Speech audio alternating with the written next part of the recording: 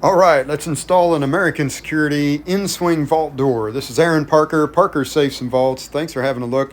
So we're going to put this door in this rough opening right here. But if you look at this door, it's an Inswing, and they're kind of hard to install.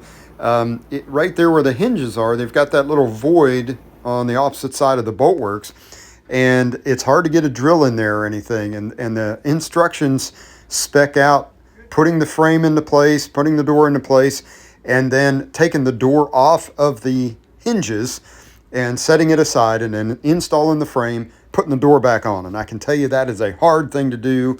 It's really hard because they have ball bearing hinges. It's an Allen wrench. You can't drive the top hinge pin down out of the hinge barrel because there's nowhere to hit it from. It's too tight to the frame. But anyway, my youngest son here years ago came up with an idea of leaving it in place and then just cutting down drill bits incrementally and using a short one and then a little bit longer one and then a longer one until we can get the full depth that we need. So he's putting this inner frame in place, and it goes in behind the outer frame, kind of two knife edges coming together.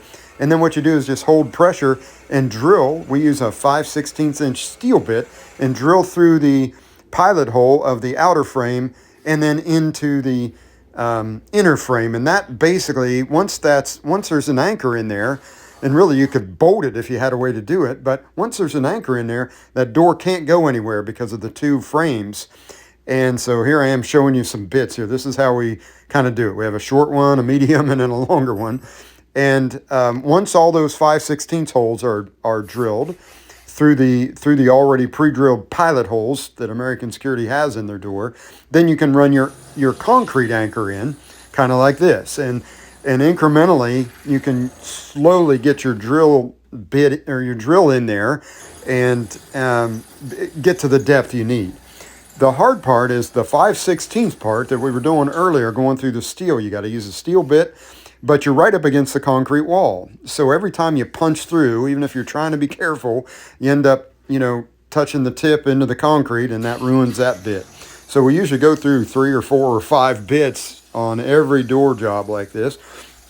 But once you get all the holes drilled and then incrementally drill into your concrete, especially on this hinge side here in this little void, then you can start running your concrete anchors in, and we use the Simpson Strong Tie Titan HD, hardened steel bolts. So, I like those a lot, and they provide plenty of security. But it's really the two frames that hold the door in place. It's not so much the anchors.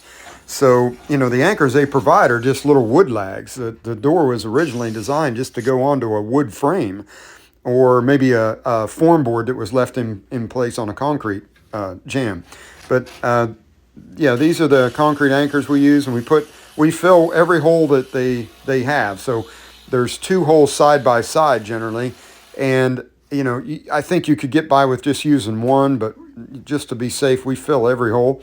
And then that's really it. Once there's not a whole lot of adjustments on these, so you got to get your hinge side plumb and level, and then everything else just kind of goes. But that's the finished product. I love it. It's a 1/2 inch solid plate door with their dry light concrete type lining behind it. It's not really concrete, but it sets up like concrete and pours in like a slurry like that. So a little bit better than drywall in my opinion. So yeah, great product. They're in the process of changing it, so we're looking forward to that. Thanks for having a look.